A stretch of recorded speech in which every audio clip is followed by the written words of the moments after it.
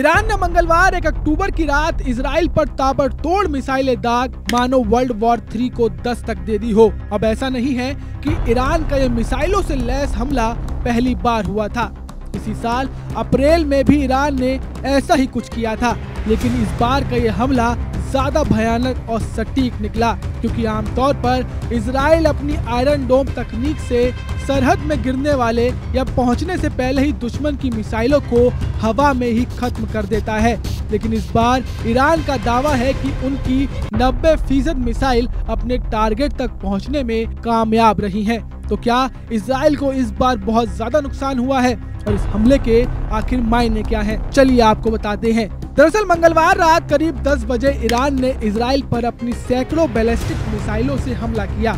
Iran ने इस हमले की वजह तेहरान में आतंकी संगठन हमास चीफ इस्माइल हानिया की मौत, हिजबुल्लाह चीफ हसन नसरल्लाह और इस्लामिक रेवोल्यूशनरी गार्ड कॉर्प्स के जनरल अब्बास निलफोर्शियान की हत्याओं को बताया। कुछ दिनों पहले लेबनान में हुए पेजर और वॉकी टॉकी हमलों को भी इस बड़े हमले से जोड़कर देखा जा रहा है। इसके अलावा ईरान के राष्ट्रपति मसूद पेजेकिशियन ने भी साफ तौर पर कहा है कि ये हमारी शक्ति की मात्र झलक भर है।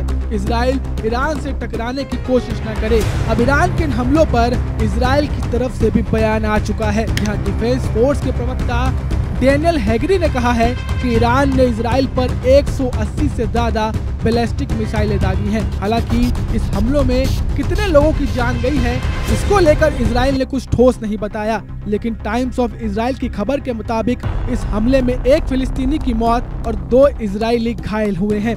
इजरायली सेना के प्रवक्ता डेनियल हैगरी ने मीडिया से बात करते हुए कहा है कि इजरायली वायु सेना अपने दुश्मनों पर हमले जारी रखेगी। डेनियल हैगरी के हवाले से द टाइम्स ऑफ इजराइल ने कहा कि ईरान ये हमला कर मिडिल ईस्ट को एक गहरे संकट की ओर धकेल रहा है। इसके बाद अब हम अपनी पसंद के स्थान और समय पर इसका समुचित जवाब देंगे। यानी यह बात तो तय है कि ईरान द्वारा दागी गई मिसाइलों का इजराइल जल्द और गंभीर जवाब देने वाला है।